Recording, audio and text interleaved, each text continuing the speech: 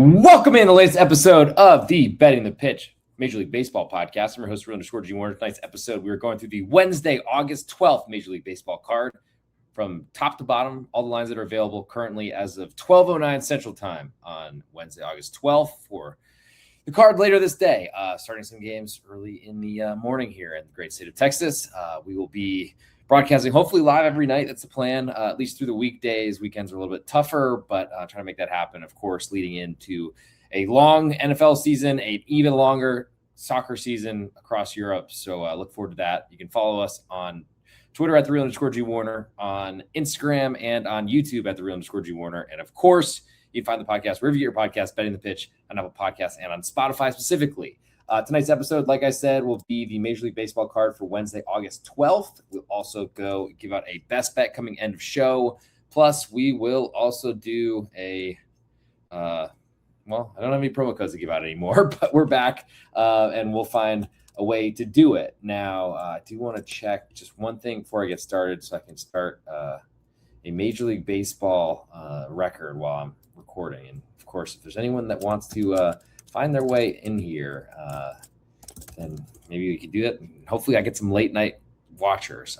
But if not, thank you for support of the podcast. Appreciate, of course, everyone getting involved. And we are 1-0 to start the Major League Baseball return to YouTube at @the_Real_G Warner with a winner on Monday, the 10th of August, the Texas Rangers and the Los Angeles Angels of Anaheim, a 4-1 final in 10 innings. So big 10th inning, but the under hit. And let's move on and try to find a second straight winner. Well, we'll grade Tuesdays once I catch up on the Major League Baseball card from Tuesday. I haven't gotten there yet, but we'll start with an early one in the Baltimore Orioles and Shane Baz visiting the Minnesota Twins and Zebby Matthews. Interesting matchup here. Well, less interesting than Dean Kramer throwing a gem against his former club, which I don't think anybody saw coming. Maybe the market did. But I don't really think so because the Twins were a home underdog there.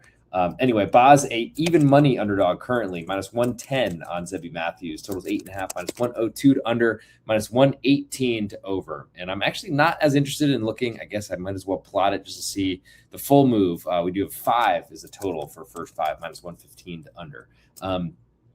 Zebby Matthews, to me, has been a project for the Minnesota Twins. Great arm, had pretty good swing and miss stuff, was certainly on my fantasy baseball radar for a long time.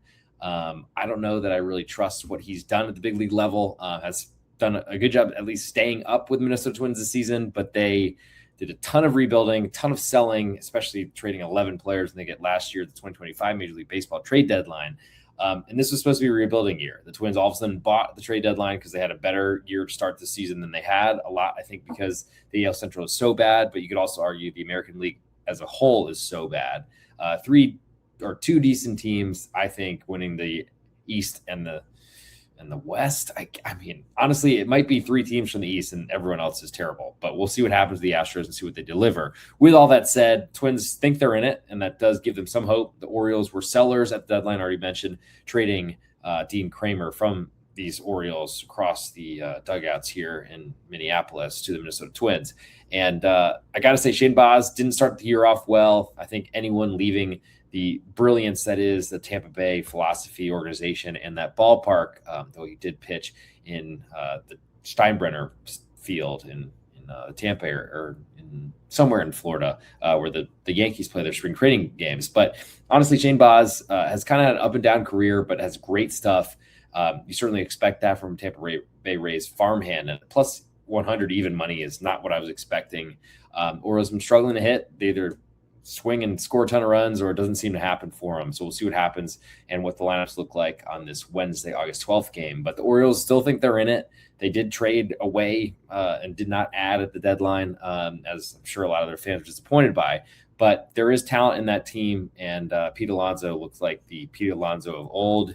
That's a scary thing to fade, especially with an untrustworthy starting pitcher like Zebby Matthews and a Twins offense that's really been struggling after a really good start to the season. We'll next move to Philadelphia Phillies and Zach Wheeler on the road at the St. Louis Cardinals and Kyle Leahy. This is a 2:15 Eastern Time first pitch. Leahy, a +145 home underdog, totals 8.5, -125 to under.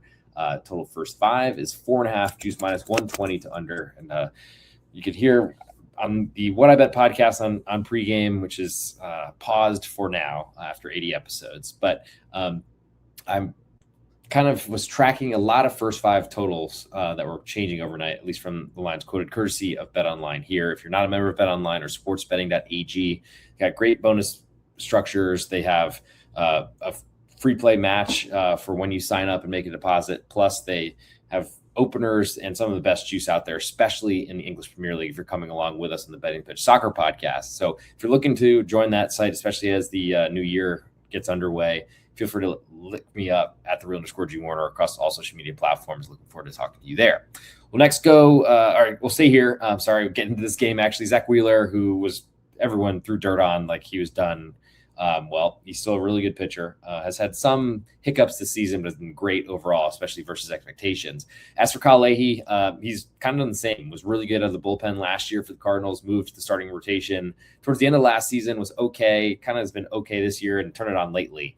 And I don't really trust the Cardinals to score runs. So biggest interest for me, under 8.5 in this one, under 4.5 first five, a split of those two. We'll next move to the desert. Colorado Rockies are visiting the Arizona Diamondbacks in the last game of a 3-game set. This is a 3:40 Eastern time first pitch. Ryan Feltner on the road at Merrill Kelly. Feltner plus 154 underdog. Totals 9.5 this one, minus 120 to under. Even money is plus 100. Biggest interest for me. I do expect Arizona to score on Colorado. Honestly, I'm not sure that I trust Merrill Kelly to get through unscathed here. Certainly wouldn't expect that from any pitcher, but he seems to pitch up to his competition. I think he's really good against the best in baseball, Dodgers, for example, and Padres and all those sort of things.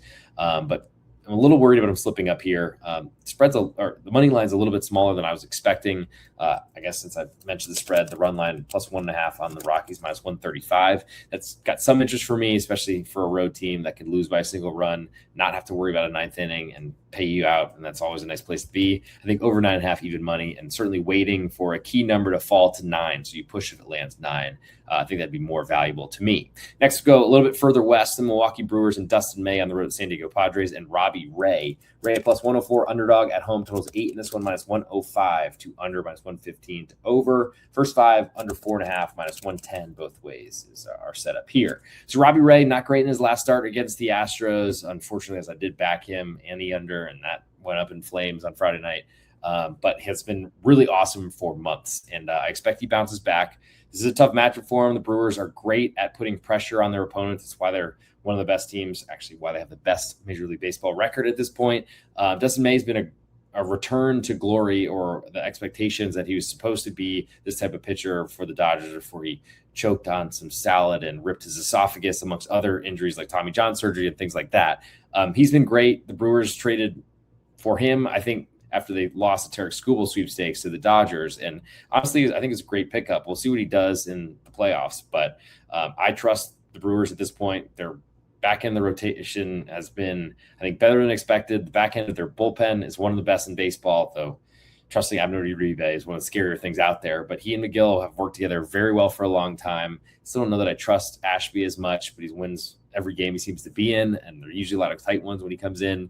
And this is a great bullpen battle. Two teams I don't expect a lot of runs scored late. So under 8, under 4.5 look very interesting to me. Probably not enough there for me to want to back Robbie Ray, because I do fear a lot about a blow up here, which definitely puts that under in jeopardy. With all that said, though, I think we see a low scoring game here again in San Diego. To the night slate, we'll start with the Pittsburgh Pirates and Carmen Mlodzinski, excuse me, not spelled how you pronounce it, but here we go. Mlodzinski next. He's next starting against the Miami Marlins in Miami. Jackson Junk on the mound. Jansen Junk? Anyway, something Junk. Doesn't throw as much junk as you'd expect that name. The Pirates are plus 104 underdog, minus 115 coming back to the Marlins. So it's 8.5. This one, minus 110 each way. No first five total yet. I think probably based on not being sure at how long Mlodzinski will go in this game. He's been floating in between the rotation and the bullpen for what feels like his entire Major League Baseball career. Got a great arm, but to me doesn't have the staying power to get through 5 innings, some decent rate, or with out conceding runs. Certainly Paul Skeens was using the big cavernous Miami ballpark to his advantage in the first inning, giving up 107 mile an hour hits or flyouts to center field, actually not even hits, that landed inches from the center field wall straight up as far as you can hit a ball in Miami, to Griffin Conine, great name. But I just don't really believe in Pittsburgh at this point. I think the Ryan O'Hearn loss was incredibly significant, as he's an incredible professional hitter. And there's rumors that there's an O'Neal Cruz return coming maybe tomorrow. And I think that's going to really impact the Pittsburgh Pirates outfield. Give me the Miami Marlins minus 115 in this early of the, I guess, late window in Major League Baseball on the 12th of August. I want to check to see if anyone is live here with us. If you do have anything you want to throw in there, throw through a comment, and or I'll try to check in and see if I get anything overall. And if you like the podcast, love it, please leave a 5-star review. Comments are huge for search rankings and things as we're trying to build this podcast heading into the more impactful football season across both soccer and the NFL. But also, if you got anything you want me to cover going forward, would love to add to the show. Looking forward to reading anything you want to put out there. Even if it's mean, I don't care. Just don't do anything but a 5-star review, because that's what we need. We'll go back to this card, and we'll start with Cleveland Guardians and Foster Griffin on the road to Detroit Tigers, and Framber Valdez. Griffin, a plus 116 underdog, totals 8 minus 110 both ways in this one for the total. Tigers minus 128. Framber Valdez is really tough to back, certainly. But the Tigers, they sold at the deadline, got rid of their 2 expiring contracts in Tarek Skubal and also Casey Mize. Got prospects for him, a haul from the Dodgers, and they still have Framber Valdez. They paid a lot of money to. He's not been great this season, but he's someone I love to back, especially at home and especially against a Guardians team that's playing so poorly. And honestly, Foster Griffin has been a lot of people thought it was smoke and mirrors this whole season. He found a way to get into the All-Star game for the Washington Nationals. Came out of nowhere this season, is not a young prospect. There's a lot of danger signs with him. The Tigers bullpen concerns me, but the Guardians have not been playing good baseball. Their bullpen's been really bad. For all those sort of things, the Tigers minus 128 looks too cheap. I like it a lot there. Probably playing it as soon as this podcast wraps up. Next, we go to the Chicago Cubs and David Peterson on the road to the Washington Nationals. And I can't imagine it's Jeff Kent, but somebody, Jay Kent, making a debut. Tough to do it against a Chicago Cubs team that puts a ton of pressure on you. Right now, the Nationals plus 147 underdogs, totals 9.5 minus 115 to under in this one. And I don't think there's a lot for me to do here. Maybe lean to over, but Peterson's been really good since he got a couple starts under his belt in Chicago. The market's liked him a lot, and he's delivered so far this season. Next, go to the Seattle Mariners and Bryce Miller on the road to the New York Yankees and Will Warren. Warren with a great start against the Cubs a couple turns ago, I believe, but ultimately was looking like he might lose a rotation spot. Well, he's still there for now. Currently, Miller, a plus 111 road underdog, minus 122 coming back on the Yankees. Totals 8.5. This one, even money to the under, minus 120 to the over. And our first 5 here, surprising to look at an under at the Bronx in the Yankee Stadium, but 4.5 is our total, minus 120 to over. Might see a 5 at some point. So Bryce Miller's been decent, I think, for the season. A lot of kind of talk about how he won the battle with Luis Castillo, who got traded to the Chicago White Sox, but Castillo had been terrible. And honestly, Bryce Miller, I think, had been fairly good, even though he didn't have maybe the same stuff he's had in previous seasons. Anyway, I've been impressed by him. He hasn't been as good lately, though, and the Mariners' bullpen's been bad, a lot due to the collapse of Jose Ferrer. If I'm saying his first name correctly, I think it's Jose. Anyway, getting to Munoz has been really, really hard for Seattle this season. I don't really know where that's come from. Matt Brash in the IL has not helped either. The Yankees, their problem is they can't hit, which is amazing to say for them, but they play in a bandbox of a ballpark. Really important for fly balls to go out of the park, and that's basically Seattle's strategy. It does not work in the Bronx, so that's a problem. And the Yankees bullpen has been great, and that's certainly I think the area you cannot question in that team. So I'm pretty interested in the Yankees here. I feel like they're very cheap. You could argue that Will Warren has been mediocre after a great start to the season or worse, but I think they're too cheap at home, the Yankees. And that's not something I say a lot, but I think the Mariners are a team I want to fade if they're going to be priced like this, because they are not this good. They've got a lot of flaws. Defense is bad. Bullpen's bad. Questionable starting pitcher, at least from a lot of the media coverage. So a lot of things go in the direction of the Yankees here. Next, to the Boston Red Sox, Ranger Suarez on the road to the Toronto Blue Jays and Jose Soriano. Currently, Suarez minus 120 favorite on the road, plus 109 coming back on the Jays. Total 7.5 this one, minus 127, which is a pretty low number, but certainly reflects the talent of starting pitchers here. Right now, the first 5 under is 4, minus 120 to under those. So if you're looking to grab a under tonight and certainly playing that first 5, I would grab it before it falls at 3.5. It's been happening all the time lately, and I would expect it to happen this one as well. The Jays' offense has been bad ever since a World Series run last year that no one really saw coming. Won the AL East and kind of rode that as far as they could, home field advantage in the playoffs as long as they had it. Almost won the World Series, but that was last year's team. It's very different now. They've traded a lot of pieces, and Jose Soriano was a great grab for them. So they weren't technically 100% selling at the deadline, but who knows what the Angels are doing at this point in Major League Baseball. And I got to say, Soriano's been a great arm. The question is, do we believe in the Red Sox? They've been awesome for 2 months now, it feels like. I don't necessarily believe that they're as strong as this record suggests. Certainly no one does, but even their overall body of work, I still think they're flawed and problematic. But their defense has been good. The bullpen's been, I think, very solid, especially with Aroldis Chapman at the back. So Whitlock to him, we'll see how many innings Ranger Suarez can go. It honestly could be those three, and that's it for this game. So under 7.5 makes sense. I'll probably wait to see a 7 pop because I'm not really interested in paying a ton of juices to win a bet. I'm more worried about protecting capital and pushing in those scenarios. So the under 4 for 5, though, does look interesting to me in that matchup. Next to the New York Mets and Zach Thornton on the road to the Atlanta Braves and Tyler Malley. Thornton a plus 136 underdog. Totals 8.5 minus 103 to under, minus 117 to over. So the Mets are really starting to piss me off at this point. I've been trying to back them a lot. I've been getting more scared, and honestly, their offense has been killing it. It's been, good enough that they scored 5 runs on Monday night off of Bryce Elder and then literally just held on for dear life the rest of the way. They have Kodai Senga getting first career saves, and their rookies are throwing the balls into the crowd so they can't get a keepsake. It's literally a comedy of errors. It's been the Mets season so far, but they're starting to play really good baseball, and it's not something I'm ignoring. Plus, the Braves extremely overrated to me at this point, even though they at one point had the second best record in the National League. So, only way I could look at this one, especially with this price and Tyler Malley, who throws too soft for a right-handed pitcher in the 2026 Major League Baseball season. I just don't trust Zach Thornton at all. So would generally lean overs in the Atlanta ballpark, but they have not hit the ball well all this year. Still don't know what the deal is with the ghost of Austin Riley. But I guess I lean over 8.5. It's not a strong one at this moment. From here, we'll go to Cincinnati Reds. Rhett Lauder on the road at the Chicago White Sox and Luis Castillo. Lauder plus 124 underdog, totals 9 minus 115 to under. Don't really have much interest in under here, so I'm not really going to look at the first 5 price.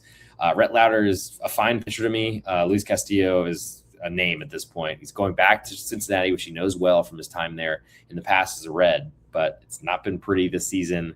Wasn't good against a hot Red Sox team, to say the least, but started really well and kind of fell apart late. That's kind of how Luis Castillo goes. He's got a couple bad innings in him. So interest for me is plus 124 on the Cincinnati Reds.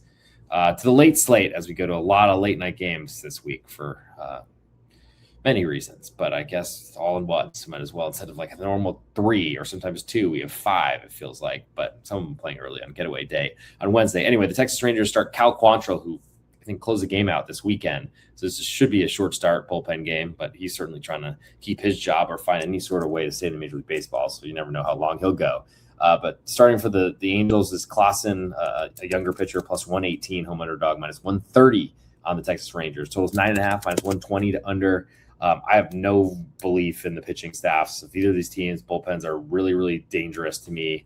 The Rangers don't know how to get the ball to Jacob Latz. They have some younger pitchers, no names, that have been stepping up, and they've been really turned into a pitchers organization. But missing Jake Junis has been a big deal in that 8th inning spot. I don't trust Cal Quantrill. See him as a minus 130 favorite on the road is almost an automatic fade in the past, but the Angels are that bad that it might be easier to look away. And I guess our second and our last late night game, at least lines available right now at 12:27 Central Time on Wednesday, August 12th, is Kansas City Royals and Daniel Lynch starting on the road, Los Angeles Dodgers and Eric Lauer. Currently Lynch a plus 193 underdog. Total is 9.5 minus 125 here. Minus 215 is the price in the Dodgers. Might as well give a run line because we're so enormous in this price, nearly $2. The Royals plus 1.5 minus 116 is current price. So Daniel Lynch was pitching very well in the 8th inning. As always, probably dreamed of being a starter, was initially brought up as a starter by these same Royals. I think they're trying to find a way to get him into starting rotation because they've been really big, the Royals have, on building the rotation. That's why they didn't trade Michael Wacha, didn't want prospects. It's ludicrous, but, dumb franchises are going to do dumb things, and somehow they won a World Series. Don't know how it happened. But The Los Angeles Dodgers are awesome. Eric Lauer fighting for, if not a role here with the Dodgers, to get picked up by somebody else when he's eventually DFA'd. But he's been really good so far, and gets a really weak lineup, even with Bobby Witt back in it. And if the Dodgers are trailing, I don't trust the Kansas City Royals to close anybody out at this point. Their bullpen has been atrocious, and they've honestly played very good baseball for a couple weeks now and have given up leads left and right. Not a lot for me to do here, probably, with this one. Maybe expect runs, but would love to see a 9.5 fall to 9. So you get that push on 9 if it lands there. Key numbers important in baseball, especially with the total. So that is the Major League Baseball card, as all available numbers out on August 12th as of time of recording. Thank you for subscribing. Patreon.com/real_G Warner. I want to make sure I get that out there. The best spot to get all my plays, leans, write-ups across all sports. Major League Baseball, of course, doing everything now, but I'm working on some futures for the European soccer calendar. We're really good last year with Barcelona and Inter Milan both winning their leagues. So I want to try to keep that streak alive. We'll be podcasting here at the Real_G Warner, same as you find it on Patreon and on Twitter, on YouTube, and on Instagram. That's where you can subscribe. That's where you get your content. If you're looking for the more traditional podcast space, you can find me called Betting the Pitch. Search that there. And of course, we have the NFL podcast, A_Schnicker, plus the college basketball podcast coming out. The Need for C's, the Big East Bend, coming later in the calendar year this season. But before we get off this episode, I want to see if there are any comments out there. Thanks to those of you that are here live. Appreciate that, especially late at night. For our best bet in this episode, honestly, you might have heard it in my voice so far. The Detroit Tigers -128, too cheap right now, in my opinion. I'm playing them. I believe in them. I don't believe in Foster Griffin. I don't believe in the Cleveland Guardians. They've been playing really poor baseball for weeks now. And honestly, defense has been bad. Bullpen has been really questionable. And for a low budget team that can't survive in those areas, they can't win. And Foster Griffin, I think, is fade material. I think the Tigers hit him very hard. And Framber Valdez, I think, keeps you in the game no matter how well or how poorly things start. So I'm going the Tigers -128. That's our best bet in this episode. 1-0 since we return to the Betting the Pitch YouTube channel, and looking forward to trying to keep that streak alive moving forward. Thank you for coming in, and we'll see you tomorrow night.